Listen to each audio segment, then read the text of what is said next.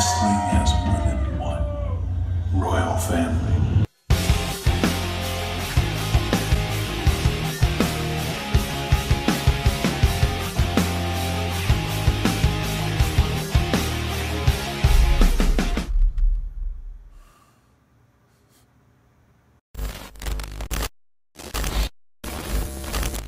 La carte d'un show de catch peut très bien présenter sur le papier, mais comme chaque show de catch, ça peut être pourri. Et une carte peut être très mauvaise, tu vois, on peut se dire, ça va être pourri, ça va être de la merde avec des matchs vus et revus, et ça peut faire le show de l'année.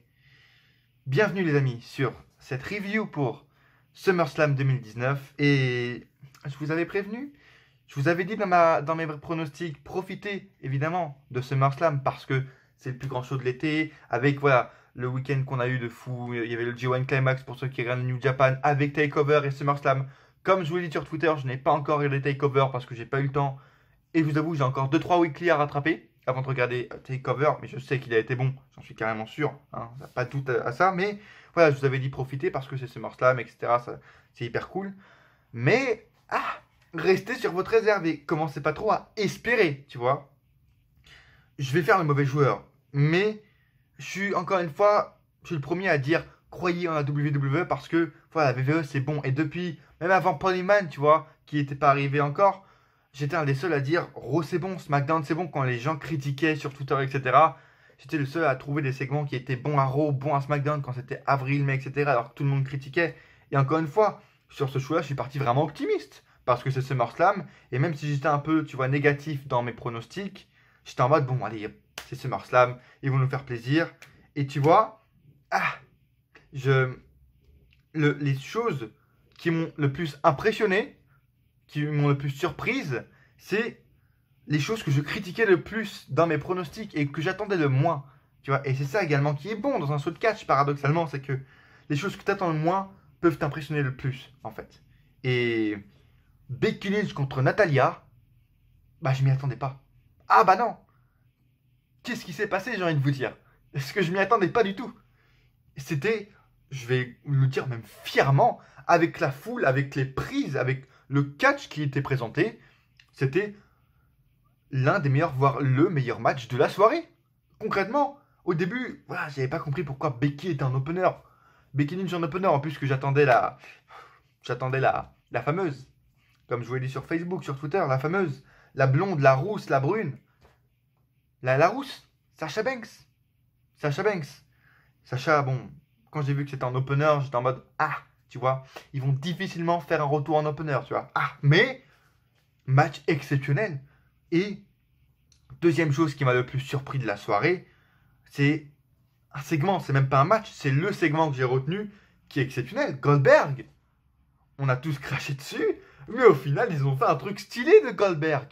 Goldberg, ce soir contre Dolph Ziggler, ce segment était putain de cool. Vraiment, c'était vraiment hyper divertissant. Et j'ai vraiment rigolé, j'ai été diverti par ce truc, intrigué. C'était stylé. Avec Dolph Ziggler qui tente de, tu vois, il n'y a pas eu de vrai match, mais Dolph Ziggler qui a tenté de résister après qu'il fait qui fait une promo micro, qui rappelle Goldberg, c'était vraiment très très sympathique. Et c'est des trucs comme ça où j'ai craché dessus, et je me suis dit, bon, bah ça va quand même être nul, peu importe ce qu'ils font, et bah c'était stylé. Et malheureusement, j'aurais bien aimé que ce ne soit pas les deux seules choses qui soient stylées dans la soirée, tu vois. Parce que dans la suite de la carte, en fait, les gens, voilà, tu vois, il y a eu 3 choses bien dans ce show, les gens, tu vois, jouissent dessus, ils crachent dessus, je suis en mode, oh, c'était trop bien, ils convulsent, tu vois. Parce que Rollins est devenu nouveau champion universel. Oh, super, super. Rollins, après le règne qu'il a fait pendant 3 mois et demi, il est champion. Ça va être super parce que c'est Seth Rollins. Tu vois, il crache dessus, les gens, ils sont en mode, oh, trop bien. Ils convulsent, tu vois. Mais je crois qu'ils n'ont pas vu le reste de la carte, en fait. Ils ont vu que le main event parce que même s'il y a eu 2-3 choses cool, les gars, ce n'est qu'un main event et ce n'est que 2-3 choses sur 10-11 matchs. Vraiment, dites-moi. Je vais faire le mauvais joueur parce qu'il y a eu des bons trucs, certes, mais dites-moi où vous avez été surpris là-dedans. Est-ce qu'il y a eu un résultat où on ne s'attendait pas? Ou est-ce qu'il Il y a eu, tu vois, une seule surprise, un seul retour, hein, quelque chose comme ça. Moi, je vais vous le dire, les deux seules choses qui m'ont surprise, bon, à part Becky, etc. Mais il n'y a aucun résultat qui m'a surpris, tu vois, aucun vainqueur qui m'a surpris. Les deux seules choses qui m'ont vraiment surprise, tu vois, c'est le main event qui a vraiment été bon parce qu'il y a eu de l'overbooking et parce que Rollins a gagné. Je m'y attendais tellement pas, tu vois, il a gagné fair and square. Qu'est-ce qu'ils vont faire avec Rollins? On en parlera plus tard dans la vidéo. Et Bray Wyatt, je me suis chié dessus, mais vraiment. Et toute la salle, Finn Balor, quand le caméraman le filmait, le mec se chiait dessus. Je suis sûr, on mate le replay là d'une match entre Finn Balor et Bray Wyatt. Le mec a une tache marron dans le cul. Mais vraiment, on s'est pissé dessus. Mais sérieusement, c'est l'une des entrées les plus flippantes que j'ai vues de ma vie. Le mec a une lumière. Sa lumière, c'est un putain de crâne qui est déformé. Le mec arrive avec une putain de musique métal, un remix de son ancien theme song avec une putain de musique, tu vois, métal hard rock. Mais c'est hyper stylé dans le noir avec les loupiottes, le public tu vois, qui met le flash de ses portables en plus. L'une des choses les plus flippantes que j'ai vues de ma vie. Tu vois, au niveau même peut-être voire supérieur aux premières fois que j'ai découvert Undertaker quand j'avais 6 ans et demi. Tu vois, impressionnant. Ils ont vraiment réussi et on peut encore une fois cracher sur Vince McMahon, mais moi je vous le dis concrètement, ceux qui disent oh Aleister Black doit être le nouveau machin Undertaker, Bray Wyatt le nouveau Undertaker machin. Pour moi, le seul, vraiment, et je vous le dis vraiment clairement, le seul pour moi qui sait en fait qui est le prochain Undertaker, si c'est Aleister Black, Bray Wyatt ou un autre, le seul qui sait, c'est Vince McMahon. Parce que c'est Vince McMahon qui a construit Undertaker, c'est Vince McMahon qui a créé tout ce personnage autour de l'Undertaker. Et du coup, c'est Vince McMahon qui sait qui est le prochain Undertaker, et apparemment il a choisi, et ce sera Bray Wyatt les gars. Parce que, je vous le rappelle, mais c'est Vince McMahon qui a construit de A à Z ce personnage, The Fiend. Et on peut cracher sur Vince McMahon, mais je le sais personnellement, tu vois, et je n'avais aucun doute, quand il s'agit de créer un personnage dark comme ça, tu vois, comme l'Undertaker, très très dark, Vince McMahon sait le faire. Il nous le montre ce soir avec Bray Wyatt, qui a fait l'un des débuts les plus magnifiques et également les plus flippants en même temps de l'histoire du catch. Vraiment. Mais c'est impressionnant. Et vraiment bravo à la WWE parce que la production était incroyable pour cette entrée. Magnifique, vraiment magnifique. Mais, voilà, à part 2-3 choses comme ça, Bray Wyatt, Rollins, Goldberg, qui m'a surpris. Et après, il s'est passé quoi d'autre? Je vous le dis, pendant, tu vois, après le deuxième match, après Goldberg-Ziggler, j'ai dormi, vraiment. La foule, et d'ailleurs, a dormi avec moi. Elle était dans mon lit, comme ça, les 16 000 personnes, les Toronto, tu vois, tous les Canadiens, ils étaient là dans mon lit, puis ils dormaient. Vraiment. Silence total. Au Canada, dès que les entrées sont finies, silence total. AJ Ricochet, Ember Moon Bailey, Shane McMahon, Kevin Owens, Charlotte Flair, Trish Stratus, Kofi Kingston, Randy Orton. Là, sur ces 5 matchs, ouais, il y a Kevin Owens où ça a bien popé, mais sinon, waouh, c'était long. Et c'est ça le paradoxe également, c'est que on aurait pu se réjouir que pour une fois, tu vois, c'était court. Le show n'a duré que 3h30. Que 3h30 de show. C'est SummerSlam, on s'attendait à 5h, tu vois. C'est cool. Et pourtant, ça a été long. Vraiment. À la fin du show, je me suis dit, putain, mais c'est pas possible, ça a duré 4h30, tu vois, 5h. Le truc n'a duré 3h30 à peine. Mais que c'était long, mec. Dites-moi, encore une fois, vous, les gars, dans les commentaires, ce que vous avez pensé de ce show. Est-ce que l'entrée de Bray Wyatt était la plus flippante que vous avez vue de votre vie? Est-ce que vous avez aimé ce show? Dites-moi tout dans les commentaires, évidemment. Laissez un pouce bleu si ce n'est pas déjà fait. Abonnez-vous maintenant, Road to 300, Road to 500, les gars. Les projets qui vont sortir. Lâchez vos coms et partagez la vidéo un maximum sur les réseaux sociaux à vos potes fans de catch. Pour voilà, partager vos avis avec eux, avec moi. Laissez-moi les commentaires, vos avis, tout simplement, sur SummerSlam. Mais quoi qu'on en dise, on peut dire ce qu'on veut. Ce SummerSlam restera historique.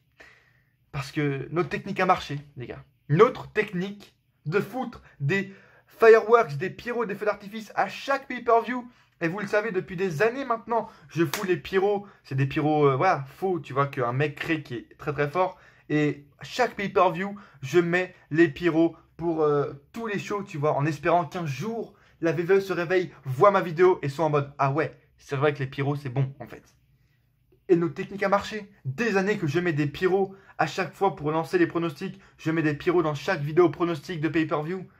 Et ça a marché, les gars. Les feux d'artifice sont de retour à la WWE. Mais oui, mais regardez, mais c'est magnifique. Mais c'est beau, mais c'est ça le catch. C'est beau, les gars. Oui, merci. Paul Heyman, Vince McMahon, je ne sais pas, Triple H. Je ne sais pas s'il y en a eu à Takeover. Mais oui, merci. C'est l'un des trucs pour lesquels j'ai pu se popper ce soir. C'est à l'intro, c'est au pyro, les gars, au fireworks. On a les pyros qui sont de retour. Est-ce qu'ils seront ce soir à Raw, à SmackDown? On ne sait pas, mais c'est magnifique. Dites-moi également dans les commentaires si vous avez été surpris. Est-ce que ça... Je sais pas, mais moi je m'attendais vraiment pas qu'il y ait des pyros, tu vois. J'étais vraiment magnifique, magnifique. J'espère qu'ils seront là à Raw, à SmackDown, au prochain pay-per-view. J'espère vraiment qu'ils ne partiront pas, tu vois, que ce n'était pas juste un one time only, tu vois. Allez les gars, on est parti. Les résumés de SummerSlam 2019. Juste un peu de pyro et on revient parce que faut que je m'en remette. Vraiment, je veux encore profiter. Je vous remets les pyros de SummerSlam 2019. Allez hop, c'est parti. Et on part juste après pour les résumés.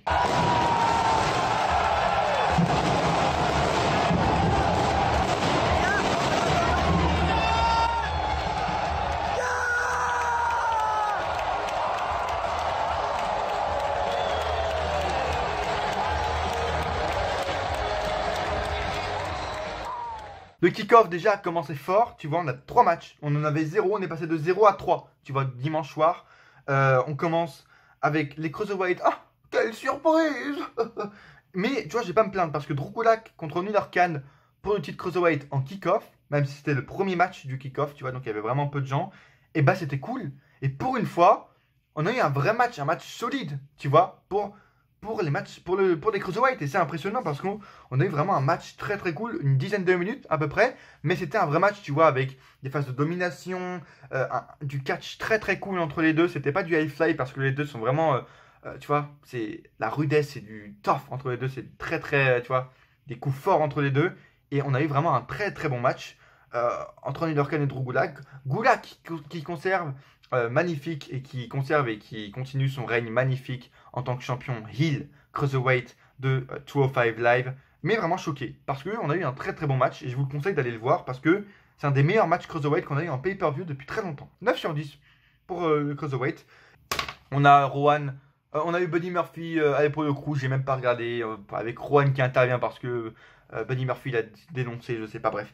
Iconics contre Alex Bliss et Nikki Cross. Bon, 5,5 sur 10, rien à dire de plus, tu vois, c'est 5 minutes de match, ouais, super, vous voulez crédibiliser les femmes, Allez, hop, on passe. Main show, opener les gars, on commence, Becky Lynch, Natalia, super cool, je m'y attendais pas, c'est vraiment le seul point négatif, j'ai envie de dire entre guillemets, même s'il y a ça, tu vois, c'était un très bon match du coup, ça lance bien le show, tu vois, ça chauffe la foule, mais c'est le point négatif, c'est que bon, c'est Becky Lynch en opener et bah, on n'a pas pu avoir de retour. Du coup, hein, Sacha, elle n'allait pas revenir, ma petite Sacha, elle n'allait pas revenir en opener. Du coup, on va espérer, attendre demain, Raw, SmackDown, on va espérer. Mais Sacha, allez, ma petite Sacha, blond, en rousse, en brune, je m'en fous, mais il faut que tu reviennes, hein. Allez. Mais le match, tu vois, waouh, c'est vraiment un très bon match de soumission. On a eu un bon match de catch en fait. Natalia qui fait ses soumissions sur le poteau. Elles se prennent également des soumissions elles-mêmes. Natalia qui fait le disarmer et Becky Lynch qui fait le sharpshooter également. C'est un bon petit 15 minutes, je crois. 14-15 minutes. Ça valait vraiment le coup et je m'y attendais pas, tu vois. Et c'est Becky Lynch qui a été plus over que Natalia. Ça également, c'était l'un des seuls points qui m'intéressait dans ce match. C'est comment la foule allait tourner, tu vois. Et en fin de compte, Becky l'a emporté au niveau overness. Et même Natalia s'est fait un peu huer, tu vois, c'était très spécial. Un peu pas cool, tu vois, pour elle, la pauvre, elle est chez elle, elle se fait huer. J'ai mis 9,5 sur 10, Becky qui conserve. Vraiment un match impressionnant de qualité et d'intrigue. Je ne sais pas si Paul Heyman ou Vince McMahon est derrière tout ça. Je ne sais pas qui a booké ce match, mais bravo en tout cas parce que c'était un magnifique opener. Goldberg confronte, j'ai envie de vous dire, Dolph Ziggler. Squash, on s'y attendait un tout petit peu, un chouïa. Mais malgré ça, le match était cool parce que déjà, Goldberg a fait son entrée avec les feux d'artifice. Tu vois, il n'a pas fait son entrée qui est ironique, tu vois, sans pyro. C'était très sympa qu'il lui ait rajouté les pyros. pour Goldberg. Et ouais, il a fait des bons spears, super. Bravo Goldberg, t'as bien catché. Non, par contre, ses spears étaient vraiment très, très chauds. Sans déconner, ses spears étaient vraiment très tough, très, très puissants. C'était impressionnant. Et c'était vraiment marrant, divertissant, parce que Goldberg, évidemment, a détruit Ziggler en 30 secondes. Donc, Ziggler ensuite l'a rappelé, tu vois, en disant voilà, il voulait pas l'affronter en 1v1 sans arbitre et tout. Il est revenu, il a foutu un gros spear. Il est reparti. Goldberg, encore une fois au micro, enfin, il a pris le micro, il a dit que Goldberg était une grosse merde, machin, tout ça. Il est revenu et il l'a redéfoncé avec un putain de gros spear. Et c'était hyper cool, vraiment. C'était un segment très sympa entre Goldberg et Ziggler. Et je m'y attendais pas. Donc bravo à la WWE qui ont réussi à faire quelque chose de sympa avec un match qu'on ne voulait vraiment pas voir et qui était la purge en fait du show, tout simplement.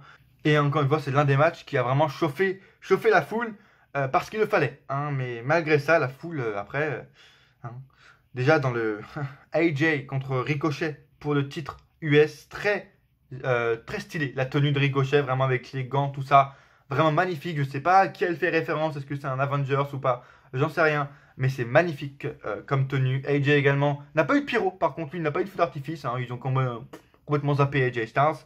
Mais malgré ça, l'entrée était très stylée également, avec le club, etc. Les mecs qui arrivent en champion, le face paint pour le Gallows, tout ça c'est magnifique. Voilà, les gens qui disaient que AJ Styles Ricochet, ils en gardent sous la pédale pour SummerSlam. Il n'y a pas de stipulation, mais c'est pas grave. Parce que là, ils vont tout donner vu que c'est leur dernier match, tout ça, ça va être super. Alors, encore une fois, pour ceux qui l'ont apprécié, c'est cool. Hein. Et je vais pas. Voilà, le match était décent. Oui, le match était décent. Il n'y a pas eu de botch et tout. La fin était cool avec le Styles Clash voilà, en high fly. C'était sympa, tu vois. Mais. Ah oui, je voulais mon ladder match. Eh bien, je voulais et je reste sur mes paroles. Je voulais mon ladder match, vraiment. Parce que les gens qui disaient que voilà, ils ont gardé pour la pédale pour ce match-là, pour l'affrontement qui est vraiment le plus gros, le plus rythmé, le magnifique. Non, tu vois. Le match a duré quoi? 15 minutes, mais c'était long. C'était vraiment très long. Le rythme était assez lent. On a eu 2-3 spots assez cool. Mais je m'attendais à plus. Vraiment, c'était un match, tu vois, le match à Raw qu'ils avaient fait il y a 2 mois, il était mieux, quoi. Il était bien mieux. Je comprends pas pourquoi ils ont rien fait, en fait. Voilà, donc AJ Conserve, c'est cool, voilà, je l'avais pronostiqué. Mais il fallait une stipulation. Clairement, il fallait une stipulation parce que le match, même le public, tu vois, c'est un peu ennuyeux. Et c'est à partir de là, tu vois, que le public a commencé à dormir. Ils sont tous venus dans ma chambre en mode oh, Darren, on peut dormir dans ton lit. Bah, bien sûr, venez les gars. Et c'est à partir de là que tu vois, la foule a commencé à un peu prendre un coussin. Hein. Hop, parti, hop, voilà, on dort un peu. J'ai mis 8,5 sur 10 parce que c'était décent, mais j'attendais plus en fait. Tu vois. Et on sait même pas encore une fois, comme je vous l'ai dit, si la rivalité est finie parce que ils l'ont attaqué à la fin du match. Mais par rapport au match qu'on va parler maintenant, AJ Ricochet à côté, tu vois, c'était du summum, tu vois, parce que là, match pour le titre de SmackDown. D'ailleurs, entre les deux, je crois qu'on a eu un segment avec le titre 24, Drake Maverick, R-Truth et Carmella qui s'étaient déguisés en commentateurs, tu vois, c'était sympathique. C'était le seul segment pour le titre 24, je m'attendais vraiment à un gros segment avec Maria, Mike Ellis, Drake Maverick, R-Truth, des mecs canadiens, des supporters, des fans, Dieu derrière, je sais pas, tu vois, je m'attendais à un truc de fou et en fin de compte, on a eu qu'un seul segment pour le titre 24/7. Bon, c'était quand même cool, tu vois. Et après, c'était cool, mais on a vite déchanté. Un Ember Moon contre Bayley, on s'y attendait. Et bah, c'était la purge hein, de la soirée, c'était le sucker, la grosse purge en fait. Le match pipi, un gros pipi. Hein, mais vraiment, c'était un gros pipi pour la soirée. C'était quoi, 10 minutes? Très longue. Qu'ils ont paru 20 minutes, tu vois. RAS, clairement. J'ai mis 3,75 sur 10. Je pense même avoir été trop gentil en fait. Le public, je sais pas, mais ils ont réussi à endormir le public canadien. La foule canadienne a dormi, en fait. Tu vois, et c'est à partir de là, comme je vous l'ai dit, qu'ils sont tous venus, et puis hop, ils ont dormi dans mon lit. J'étais en mode, oh les gars, pas tous en même temps, parce que 16 000 personnes, je crois que ça fait un peu beaucoup, mon lit, je crois qu'il va pas trop tenir, mais bon, waouh. Et pourtant, elles essayaient, tu vois, elles essayaient de faire des trucs cool, de faire des prises sympathiques. Des fois, elles sautaient de la troisième corde, des petits crossbody, machin, elles essayaient d'aller un peu à l'extérieur, sur les l'apron pour faire des petits moves sympas, mais. Déjà, ils étaient un peu ratés. C'était très lent, très très lent comme match. Et bah oui, comment tu veux qu'on s'investisse? J'ai envie de vous dire, aucune des deux n'a de momentum, en fait. Quand tu vois déjà la gueule de la storyline, et puis les deux, Bayley n'a rien fait avec son titre. Ember Moon n'a pas été montrée depuis 3 mois et puis elle a rien fait, tu vois, à part se battre pour sa Game Boy. La foule canadienne ne réalise pas non plus tu vois, des miracles, malgré qu'ils l'ont fait avec Goldberg, mais sinon, il n'y a pas de miracle. Bayley conserve. Bah, Ember Moon se fait encore détruire. Clean, battre clean. Je sais pas ce qui va se passer pour Ember Moon, pour Bayley. Prions pour que les deux ne finissent pas enterrées, même si elles ne le sont pas déjà, tu vois. Bayley conserve et ouais, on va voir si ce titre va encore être, tu vois, à la télé après parce que je ne vois pas. Bonne chance. La bise. Shane McMahon ensuite a affronté Kevin Owens. Et il a fou, voilà, il en avait besoin d'un petit Canadien. Je me suis dit bon, ils vont pas mettre Bray Wyatt, etc. Parce que ça, c'est un match, tu vois, qui méritait d'être en fin de show. Et c'est ce qu'ils ont fait d'ailleurs. Je trouve que, à part le début du match, du show où on a Goldberg Ziggler en deuxième match, tu vois, un Goldberg, un Hall of Famer au début, je m'attendais qu'il soit à la fin du show, tu vois. C'est très bizarre au niveau, tu vois, le début, au niveau de la construction des matchs, tu vois, de la mise en place, où étaient les matchs, c'était bizarre. Becky en opener, Goldberg en deuxième, AJ en troisième également. J'entendais, putain, c'était un des plus gros matchs, tu vois, qu'on attendait le plus. Les matchs, par contre, ont été très bien, tu vois, placés en fin de show. Et donc, Shane McMahon, Kevin Owens, c'est arrivé au parfait moment pour un peu réveiller la foule, tu vois, faire le réveil. Owens n'a pas eu une grosse pop, évidemment. Owens a eu une magnifique pop, mais tu vois, il n'a pas eu une pop majestueuse aussi grosse que quand il était heel. Tu vois, c'est ça qui était bizarre. Mais voilà, quand même très très bon. Voilà, très très bonne pop. Le public a très très bien réagi durant ce match. Et c'est pas les matchs que j'ai le plus apprécié. Hein. J'ai pris aucun commentaire. J'attendais juste que ça se finisse. Clairement, j'étais comme ça. Et puis, j'attendais que ça se finisse parce que je ne voulais pas voir ce truc en fait. Et ils ont réussi un peu, tu vois, à nous divertir, à nous investir dedans avec Owens qui essaie de tricher alors que c'est un face. Voilà, il y avait des trucs assez sympas quand les deux arbitres avec Elias. Parce que Elias est arrivé également. Parce que fallait s'y attendre. Je m'attendais également à Drew McIntyre, tu vois. Il n'est pas venu. Il y avait seulement Elias. Ils ont fait simple, tu vois. Ils ont fait chill, simple. Impressionné, tu vois. Il y avait donc Elias, machin. Il était au bord du ring. Il faisait le deuxième arbitre. Et puis quand les deux arbitres étaient au sol, t'as Kevin Owens qui prend une chaise, qui essaie de frapper Shane McMahon. Mais l'arbitre après se réveille. Du coup, hop, petit coup dans les couilles de Shane McMahon. Et ça passe crème, tu vois. Un petit face qui se venge. Qui se venge clairement avec des coups de chaise, etc. Ça valait le coup. C'était un match décent. Owens conserve. Oh my god. C'est impressionnant. Il ne quitte pas la WWE. Oh, surprise! 6,5 sur 10 j'ai mis pour ce match. Et bah voilà, en fait. C'est pour ça que je passe rapidement là. Parce qu'il n'y a rien à dire.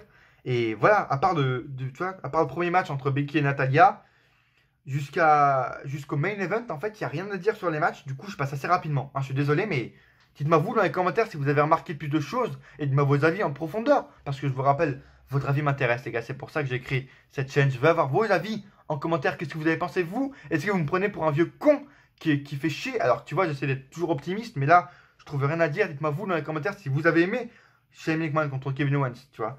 Moi, je vous le dis, c'était vraiment divertissant, mais j'attendais juste que ça se finisse. Parce que je ne voulais pas voir ce match, en fait.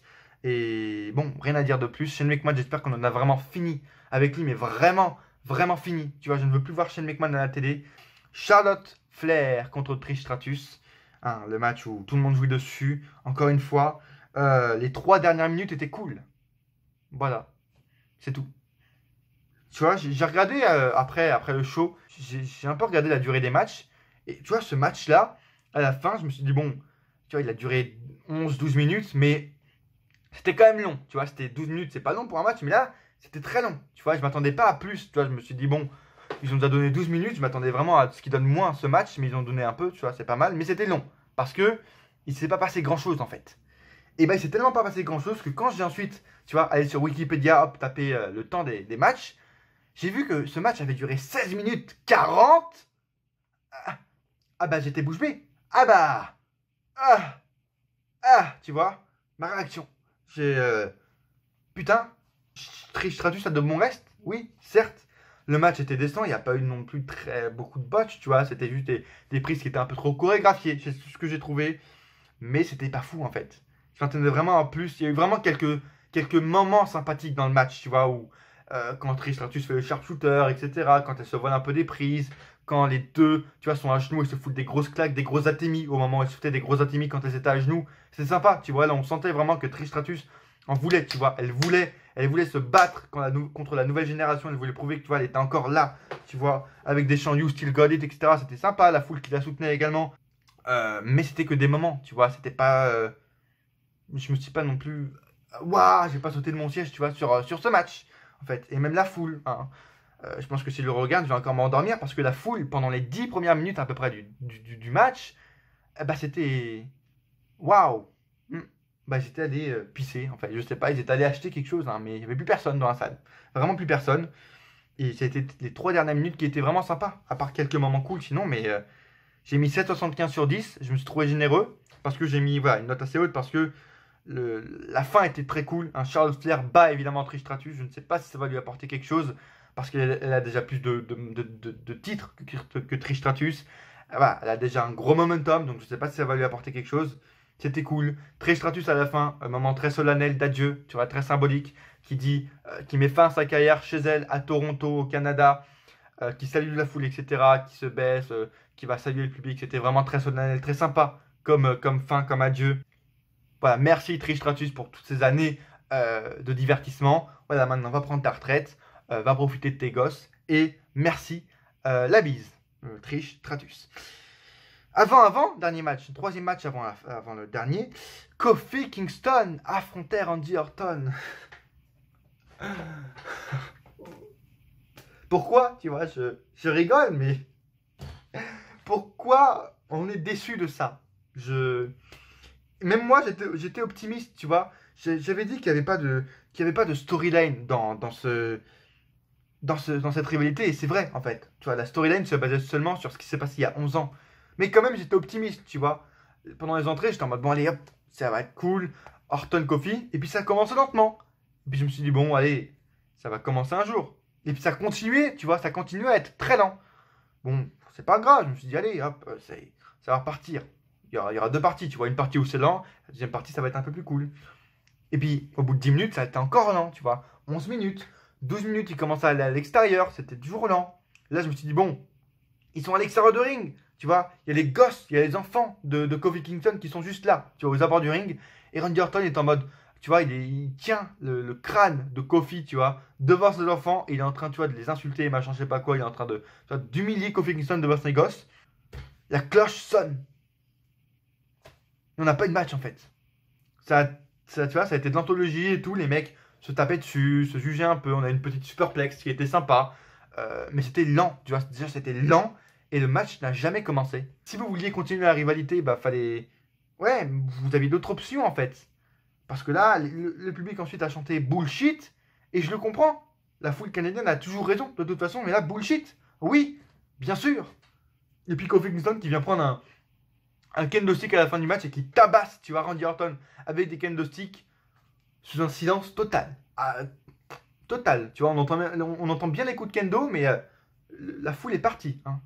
Ils disent bullshit et puis aucun bruit, en fait. Et c'est bizarre, en fait. J'ai pas compris pourquoi ils ont construit ça comme ça. Double décompte à l'extérieur. On est à SummerSlam, hein. On est à SummerSlam et vous faites ça pour votre titre majeur de votre fédération. Le titre de la WWE. Non, je comprends pas. J'ai mis 5,25 sur 10. Très précis, attention. 5,25. Oh. Vraiment, ce match, c'était un peu un mélange, tu vois, entre le match de Ziggler contre Kofi Kingston à Stomping Grounds et Randy Orton contre Jinder Mahal en 2017, en fait. Pourri. Le match n'a jamais commencé. Je suis vraiment déçu, en fait. C'était un des matchs que j'attendais le plus avec Finn contre Balor, avec quoi d'autre, AJ Ricochet. Et ben tous les matchs que j'attendais m'ont déçu, en fait. Merci. Sympa, tu vois. Bon. La bise. Et puis en plus, c'était en anglais. Ah putain, ça également, c'est... la VF me manque. Mais vraiment, elle me manquait déjà Extreme Rules. Mais là, quand on voit la grosse période de creux qu'on a eu avec on a enchaîné Ember Moon Bailey, Shane McMahon, machin, Charlotte, Kofi. On n'a pas eu de commentaire VF, c'était long. Ah, c'était très long. Vraiment très très long. Et les... Waouh, vraiment. Les mecs qui regardent depuis des années en VO les pay-per-view, bravo. Et je comprends pourquoi vous pouvez vous trouver à chaque fois les pay-per-view nuls, parce que Tom Phillips, waouh. Ok, allez. The Fiend, Bray Wyatt, a détruit, a cimenté, a déchiqueté Finn Balor sur place. Finn Balor arrive, tranquille, machin. Bray Wyatt a fait l'entrée de sa vie et a fait l'une des entrées les plus impressionnantes de l'histoire du catch. Je ne déconne pas. Vraiment, tout était magnifique. Vraiment, dans ce match, il n'y a pas eu de match. Enfin, voilà, il a duré 3 minutes, 4 minutes, donc il n'y a pas de note évidemment. Et c'était vraiment, on savait déjà que ça allait être un squash. Mais c'était magnifique, tu vois, avec personne l'annonce, tu vois, Greg Hamilton n'annonce même pas, Bray Wyatt, les mecs filment, tu vois, filment le public et en même temps ils filment Finn Balor quand Bray Wyatt arrive sur le ring. Finn Balor, mais vraiment, je sais même pas si c'est joué là. Le mec se chie dessus. C'est impressionnant. Oh, c'est impressionnant, tu vois. Moi, pendant l'entrée de Bray Wyatt, tu vois, on attendait, etc. Tu vois, j'étais un peu les mains croisées, tu vois, en mode prière. Tu vois, j'étais flippé, j'étais sur mon siège. Je flippais ma race. Mais sérieux, je n'ai pas autant flippé. Je n'ai pas eu autant de frissons pendant une entrée de catch que, tu vois, l'entrée de l'Undertaker, quand j'ai découvert quand j'avais 6 piges et qui me faisait chier dessus, tu vois. Et le public, la gueule du public canadien, la gueule de Finn Balor, tu vois, ça me rappelle quand l'Undertaker a débuté au Survivor Series 92, je crois, et tu vois, le public était sidéré, ils étaient bouche bée, et là c'était pareil, les mecs ne parlaient pas, et quand quand les caméramans filmaient le public, tous les gars étaient bouche bée, tu vois, ils étaient impressionnés, ils ne bougeaient pas, tu vois, ils étaient figés, ils étaient impressionnés par ce qu'ils voyaient, et c'était impressionnant, vraiment bravo à la WWE, parce que c'était magnifique, vraiment. Bray Wyatt est exceptionnel. Là, il est au summum. Waouh! Avec son entrée, son theme song métal, un remix de son ancien theme song, avec des mecs qui crient, avec du hard rock. Magnifique, magnifique nouveau theme song pour Bray Wyatt. Magnifique production du match avec, comme je vous l'ai dit, Finn Balor qui le filme en train de se chier dessus. Pas d'annonce de début, pas d'annonce de fin. Bray Wyatt également à la fin, où quand il gagne, la lumière se coupe et quand il réapparaît, il est vers la rampe de la stage avec des lumières qui bougent, etc. Magnifique. Avec également sa lumière, c'est un putain de visage décomposé, élargi, de lui en plus. J'ai hâte de revoir son entrée. Je n'attends que ça, tu vois. Dès qu'elle finit la vidéo, je pense que je vais remater. Et puis, j'attends qu'une chose, c'est de revoir l'entrée de Bray Wyatt à Raw ou à Clash of Champions, vraiment. Pote, le segment de la soirée, tu vois, le segment du mois, tu vois, même de l'année, vraiment. Impressionnant. Et le main event. Brock Lesnar défendait son titre avec des pyros. Avec des pyros pour Brock Lesnar. Je précise parce que chaque fois qu'il y a des pyros maintenant, je vais préciser parce que, hey, impressionnant. Contre Seth Rollins. Et bah, non, j'ai pas craché dessus. Il fallait de l'overbooking, je vous l'avais dit. Il fallait de l'overbooking pour ce match parce que les gens n'étaient pas intéressés. Ils ont même hué Seth Rollins, tu vois, pendant son entrée, pendant la présentation. Ils acclamaient Lesnar, tu vois, va comprendre, le public complètement débile. Mais il fallait de l'overbooking, c'est ce qu'il y a eu, des tapes pétées, tu vois, Rollins qui nous fait un gros frog splash à l'extérieur du ring sur Lesnar à travers une table, assez stylé. Le match était rythmé, vraiment très cool, vraiment très cool comme match. 15 minutes, un truc comme ça, 10-15 minutes, c'est ce qu'il fallait vraiment, et j'étais impressionné parce qu'ils ont donné vraiment beaucoup de temps à Brock Lesnar, et ça faisait longtemps qu'il n'avait pas eu un match long, tu vois, et ça fait plaisir. Et c'est clairement le match... voilà, qu'il fallait pour Rollins, pour le relancer. Rollins bat clean, fair and square Brock Lesnar, tu vois. On se disait, putain, mais qui va battre un jour fair and square Brock Lesnar? Est-ce que ça va être Roman Reigns qui va, tu vois, qui va battre la bête, qui va battre le visage de la compagnie? Est-ce que ça va être Seth Rollins? Est-ce que ça va être Drew McIntyre? Rollins bat fair and square Brock Lesnar pour lui prendre son titre. Après, ça démontre encore une fois qu'ils ne savaient pas quoi faire avec le titre universel. Tu vois, ils ont donné la mallette à Brock Lesnar. Ils l'ont fait cacher pour rien. Vraiment, tu vois, ils lui ont donné la mallette, mais pour rien. Les mecs avec plein de gens à qui donner la mallette, et ils flippaient tellement à l'idée de savoir que, tu vois, ils connaissaient pas les gens, tu vois, Mustafa Ali, Drew McIntyre, ils connaissaient pas. Du coup, ils se sont dit, on va donner la mallette à Brock Lesnar, et regardez ce qu'ils ont fait. Ils ont donné la mallette à Lesnar, mais ils savaient même pas ce qu'ils faisaient avec. Le mec a caché à Extreme Rules pour perdre le titre un mois plus tard. Tu vois, il a caché Extreme Rules parce que bah, il devait cacher. Hein. Il a la manette, bon allez, il va cacher, comme ça il a le titre. Et il le repère un mois après. Ça démontre encore une fois que la WWE, à cette période-là, en juin, même là, ne savait pas quoi faire avec Lesnar, ne savait pas quoi faire avec la manette et avec le titre universel. Ils l'ont fait à gagner avec Brock Lesnar, tu vois, parce que Brock Lesnar devait prendre le titre. Brock Lesnar devait cacher. Et c'est tout. Maintenant, Rollins, est-ce que son règne va être meilleur? Tu vois, je reste sur mes gardes. Je reste sur mes gardes parce que avec ce qu'il nous a proposé en avril, mai, juin, tu vois, j'attends. wait and see. Est-ce que le règne de Rollins va être meilleur? Est-ce qu'il va mettre des superstars en avant? Est-ce qu'une main event card va être reconstruite? Maintenant, est-ce qu'il y aura des mecs comme Drew McIntyre, comme The Miz en main event? Je l'espère. Bref, c'était vraiment cool. Rollins qui reprend le titre, j'ai mis 9,5 et la note finale pour le pay-per-view de 7,2. Voilà, ça résume vraiment ce que je pense. Des matchs cool, mais la plupart du temps très ennuyeux. Bref, merci les gars de m'avoir suivi. Dites-moi encore vous dans les commentaires ce que vous avez pensé de ce show, les gars. Abonnez-vous si ce n'est pas déjà fait. Road tout 300, Road tout 500, Road tout 1K. Vraiment, les gars. Allez me suivre sur Twitter, sur Facebook maintenant pour avoir mes pensées sur Takeover quand je vais le regarder. Sur SummerSlam également parce que j'ai tweeté quand je regardais. Sur Raw ce soir, sur SmackDown mardi soir. Allez sur Twitter, sur Facebook, sur Insta qui va bientôt ouvrir, sur Snap. Tout est dans la description, les gars. Partagez la vidéo un maximum et bien sûr laissez un pouce bleu pour voilà, augmenter la référence et pour voilà, avoir une bonne référence et pour que le plus de gens voient cette vidéo. Laissez un like, bien sûr. Et on se retrouve sûrement bientôt pour Raw. Sûrement, on se retrouve demain pour Raw, pour SmackDown, avec normalement des nouveaux layouts. Soyez présents demain, évidemment, pour voir s'il y aura de nouveaux layouts ou pas. Une nouvelle bannière, un nouveau photo de profil bientôt qui arrive. Merci les gars de m'avoir suivi. Prenez soin de vous. Et à coup sûr, on se retrouve dans une prochaine vidéo. Ou pas.